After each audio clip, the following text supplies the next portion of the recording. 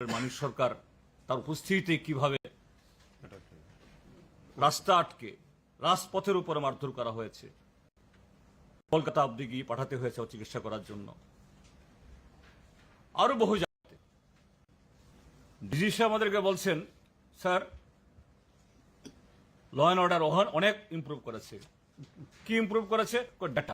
বলে ডেটা বলছে, ভারতবর্ষে তো বহু ডেটা, এই ডেটার সাথে বাস্তবের কোনো সম্পর্ক নেই। আমি বললাম, আপনি গণতন্ত্রে বিশ্বাস করেন? তাহা করি। তাহলে মিডিয়া গণতন্ত্রের চতুর্থ স্তম্ভ বলা হয়। আপনি নিচে পত্রিকা পড়েন, কিছু চ্যানেল দেখেন, সবটা না দেখলেও তিনি মাথাও নাড়লেন না, নাও বললেন না। একটু দেখুন তো কি বলে মিডিয়া। আপনি বলছেন আপনার ডেটা, আপনি ডেটা দিয়ে সন্তুষ্ট হলে হবে? ত্রিপুরার পাবলিক কি বলছে, পাবলিক ওপিনিয়ন কি বলছে, মিডিয়া কি বলছে? আমরা বলেছি, আমরা কোনো ফেভার তো চাই না, আমরা চাই একটা লেভেল প্লেইং ফিল্ড। সমস্ত পলিটিক্যাল পার্টি তার অধিকার তারা ভোগ করবে, আর যে দলের লোক যেই হোক যিনি অপরাধ করবেন তার বিরুদ্ধে অ্যাকশন নেওয়া হবে, নিতে হবে। আমরা এটাই চাই, আর বেশি চাই না কিছু। তিনি বলছেন সব হচ্ছে। কোথায় হচ্ছে? সেই সেপ্টেম্বরে যারা এই PB24 চুরমার করলো, প্রতিবাদী কলাম অফিস পুরালো, দেশের কথা অফিস পুরালো, একদিনে 43টা CPM এর অফিস ধ্বংস করলো, একজন আসামি গ্রেপ্তার হয়নি, এবং পরবর্তী অসংখ্য ঘটনা। যাই হোক, আমরা সর্বশেষ সবটা শুনে এই আমাদের বক্তব্যে লিখিতভাবে যেটা দিয়েছে, আমরা বলেছি যে সমস্ত পুলিশ অফিসারদেরকে তারা যাতে ইম্পার্শিয়ালি কাজ করে এই নির্দেশিকা দিন আপনি। আমরা আরো বলেছি যে চরিলামের কেসের ঘটনার সুষ্ঠু তদন্ত হোক, শুধু পর্দার সামনে না, পর্দার আড়াল থেকে যারা কলকাঠি নিয়েছেন। গতকাল ঘটনার শেষ হয়নি, বারাঘাটের আন্তর্জাতিক মেলা কেন্দ্রে এক ভদ্রলোক বলছেন, विशालगढ़ में बाहर से लोग जाकर गुंडागर्दी किया है, आप कैसे जानते हैं? आप तो यहाँ पे बैठा है।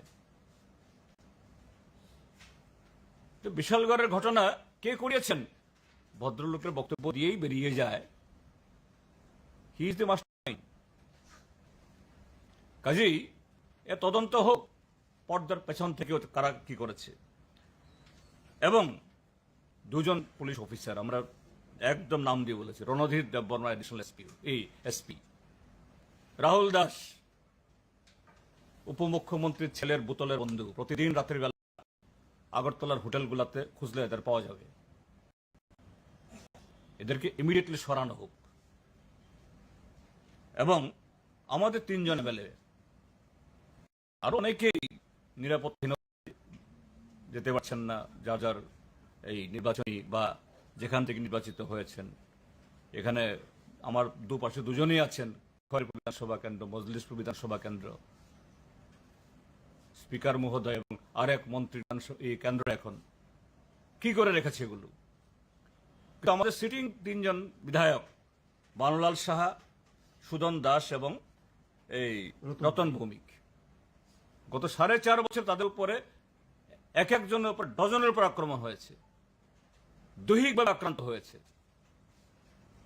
আমরা বলেছি তাদের জন্য ইউনিফর্ম সিকিউরিটি পার্সোনাল দেওয়া হোক, কেননা শাসক দলের অনেক হোমরা সোমরা, মন্ত্রী নয়, MP নয়, কিছুই নয়, চেয়ারম্যান, এদের পেছনে সামনে পিছিয়ে লাল বাতি জ্বালিয়ে এসকর্ট, রাষ্ট্রের টাকা, জনগণের টাকা পুড়িয়ে। আর জনপ্রতিনিধি এরা নিরাপত্তার কারণে তার নির্বাচন এলাকায় যেতে পারেন না। তো ডিজিপি শুনে বলেছেন যে স্যার ঠিক আছে, আমাদের কাজে আপনাদের সন্তুষ্টি নেই, আমরা আবার দেখব, এবং সামনে নির্বাচন আসছে, তার আগে যাতে ল অ্যান্ড অর্ডার আরো ইমপ্রুভড হয় আমরা দেখব। আমরা বলেছি ঠিক আছে দুজনে, আপনি বলেছেন, আপনি ভদ্রলোক, জেন্টলম্যান, আশা করি যে আপনি মুখে যেটা বলেছেন শুধু আপনাদের যারা বস, পলিটিক্যাল বস, এদেরকে স্যাটিসফাই করার জন্য না, বাস্তবে এবং আপনার বিবেককে প্রশ্ন করে, সত্যি আপনার বিবেক বলে কিনা রাজ্যের মধ্যে যা চলছে, কিন্তু শাসন এটা চলবে কিনা, আপনি যদি কাজ করেন আমরা কনফিডেন্স কিছু হবে। এবং ত্রিপুরা রাজ্যের মেজরিটি পুলিশ অফিসার, আরক্ষা দপ্তরের কর্মী, এরাও খুশি নন, এরা অপমানিত বোধ করছেন এই ঘটনায়। তো আপনাদের মাধ্যমে বক্তব্য বললাম যে ঘটনাগুলি এবং কেন হচ্ছে এগুলো, কারণ শাসক দল জনবিচ্ছিন্ন। 2 মাস, আড়াই মাস বাদে ভোট, জনগণের কাছে এই সুশাসনের নামে যাত্রা করেও উল্টা আরো বেশি তাদের পোল খুলছে, দুর্গন্ধ বেরোচ্ছে। কাজেই সন্ত্রাস ছাড়া তাদের কোনো পথ নেই। কিন্তু ত্রিপুরা রাজ্যের মানুষ কেউ মানে এতে ভুলবে না। তা আপনাদের মাধ্যমে আমরা আজকের যে ঘটনাগুলো, তার বিরুদ্ধে যে মানুষের যে আজকে স্বতঃস্ফূর্ত প্রতিবাদ, ঐক্যবদ্ধ হচ্ছে, আমরা এটা জানানোর জন্য এসেছি। এখন পর্যন্ত গত 4.5 বছরে কয়জন মারা গেছে? 24 জন, 24।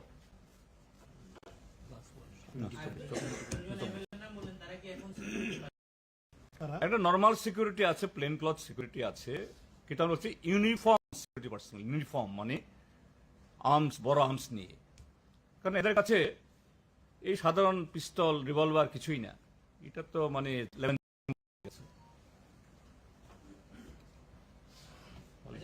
এই বিষয়গুলো নিয়ে, প্রি পোল ভায়োলেন্স নিয়ে ইলেকশন কমিশন অফ ইন্ডিয়ার কাছে আপনাদের যাওয়ার কোনো না। ইলেকশন কমিশন সাধারণত নির্বাচন ঘোষণা না হলে পরে এরা কগনিজেন্স নেয় না। হ্যাঁ, না, এগুলি করবো, একটু গ্রাউন্ড তৈরি হচ্ছে, আমরা এগুলি নেব। ইলেকশন ঘোষণা হওয়ার সাথে সাথেই বিষয়গুলো আমরা নেব।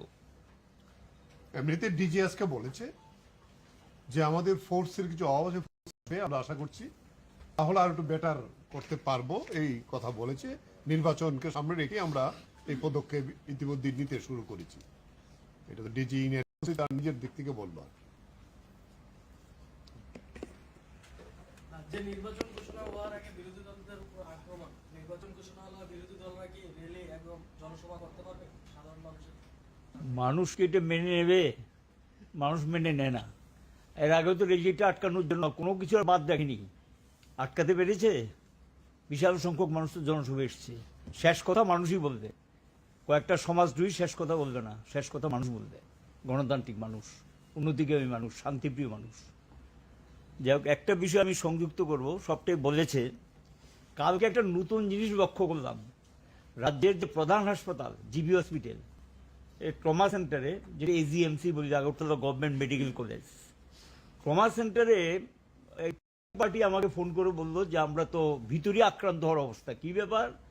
যে ভিতরে বিজেপি ওরা যা খুশি তা করছে ট্রমা সেন্টারের ভিতরে। দৌড়ে গেলাম, গিয়ে সত্যি অবস্থাটা, একটা ডেড বডি পড়ে আছে, ইনজুরি পার্সন পড়ে আছে, তাদের আত্মীয় স্বজনরা দৌড়ঝাঁপ করে, আর আমাদের উত্তর আগরতলা পার্টি লোকাল সেক্রেটারি দৌড়ঝাঁপ করে এদেরকে কাউকে এক্স রে করাচ্ছে, কাউকে স্ক্যান করাচ্ছে।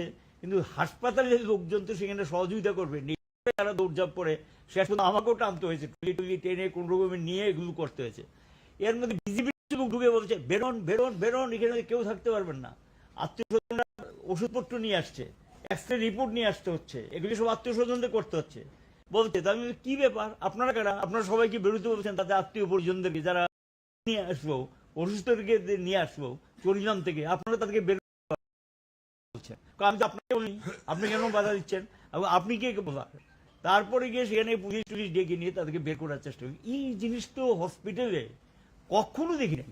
রুগীর আত্মীয়স্বজনরা রুগী নিয়ে আসবে, রুগী দেখাবে, সেখানে গিয়ে বিজেপি হাসপাতালে দখল নিয়ে তাদেরকে তাড়িয়ে দেবে এবং বের করে দেবে পুলিশ। এই ক্ষেত্রে দেখলাম সেখানেও পুলিশ তাদেরকে সহযোগিতা করছে। একজন পুলিশ অফিসার আমি জিজ্ঞাসা করলাম কি ব্যাপার, আপনি কৃষির ভিত্তিতে ওরা চিনেন কে? এর আগে যে মারা গেছে তার ভাই, তাকে কেন আপনি তাড়াচ্ছেন? কারা এদেরকে সহযোগিতা করছেন? তখন চুপ হয়ে গেছে। এই যে অবস্থাটা, নৈরাজ্য কোথায় গেলে, কোন স্তরে গেলে এই ধরনের ঘটনা তারা করতে পারে? একটা হাসপাতালের ভিতর ঢুকে রুগীর আত্মীয় পর্যন্ত ব্যবহার এবং তাদেরকে বেরোয়ার জন্য আবার কবাদের টিপ টুপ দেওয়া, এই সমস্ত লোকজন বিজেপির এরা এগুলো করছে।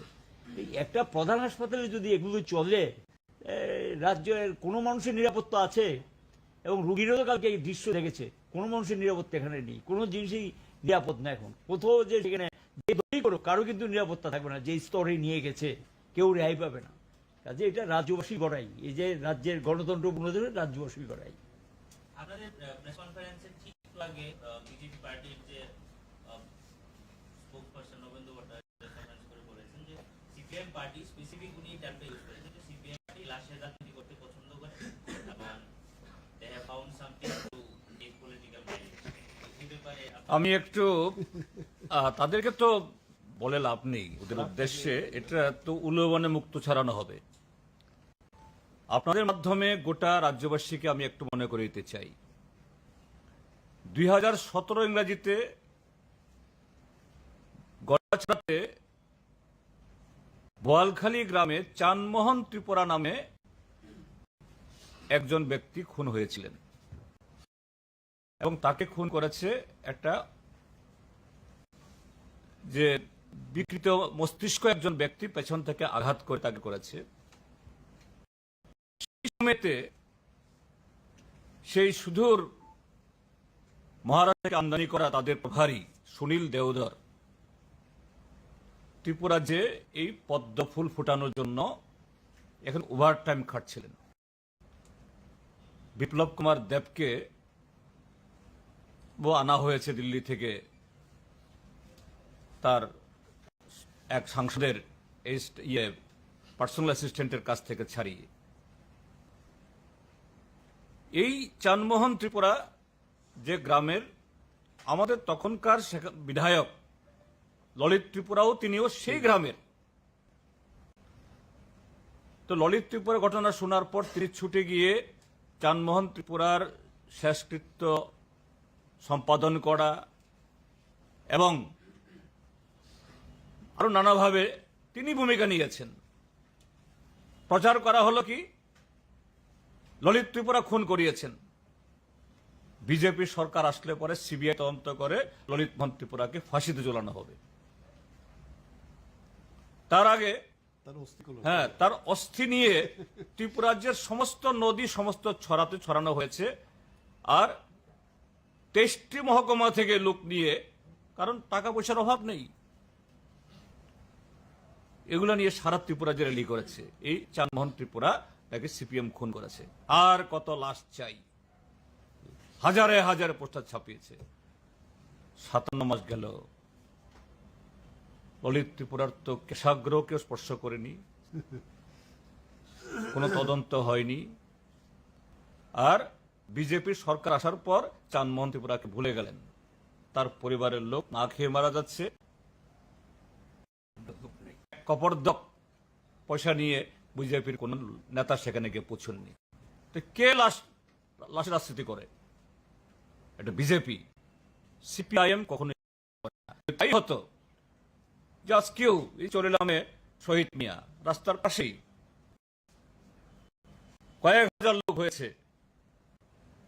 কেউ পেছন থেকে বলছিল চলেন না, তো লোক আছে, আমরা জাতীয় সড়কে বসে যাই ডিএম এর বাংলার সামনে। আমরা এগুলো করতে আসিনি। হ্যাঁ, গণতান্ত্রিকভাবে প্রতিবাদ হবে, দোষীদের গ্রেপ্তার করার জন্য, শাস্তি প্রদানের জন্য, এবং যাদের বদান্যতায় পর্দার আড়াল থেকে যারা এসব করেছে এদেরকে মুখোশ খুলে দেওয়া হবে। কিন্তু এই রাস্তাটা আমরা করি না। কাজে এদের পাপ, এসব পাপ তারা করেছিল আগে, এখনো করছে, এটাই এদের মুখে চলে আসছে। নিজেদের পাপ অন্যায় করছে, অন্যের গাড়ে ঠেলে দিচ্ছে এগুলো। আত্মীয় পরিজনদেরকে পিটিয়ে এটা আত্মরক্ষামূলক বক্তব্য। উপমুখ্যমন্ত্রীর নির্দেশে এই লাশ পুলিশ গুম করেছে। আমাদের কাছে পুলিশের কাছে ইন্টারনাল খবর এসছে, উপমুখ্যমন্ত্রী এই লাশ যদি দেওয়া হয় সিপিআইএম হয়তো ওইটা নিয়ে রাজনীতি করতে পারে। কি রাজনীতি করবো আমরা? আমরা তাকে শ্রদ্ধা জানাবো, তার যে ধর্মীয় আচার আলোচনা সেটা তাদের হাতে তুলে দেবো, আমাদের লোক যাবে, আমরা এটাই তো আমাদের কাজ। আমি গেছি, কিন্তু এই লাশটাকে তো তারা গুম করেছে, তারা এই লাশকে রাজনীতি করতে চায়। তো দিন শেষ হয়ে আসছে। ওকে, থ্যাংক ইউ। সরকার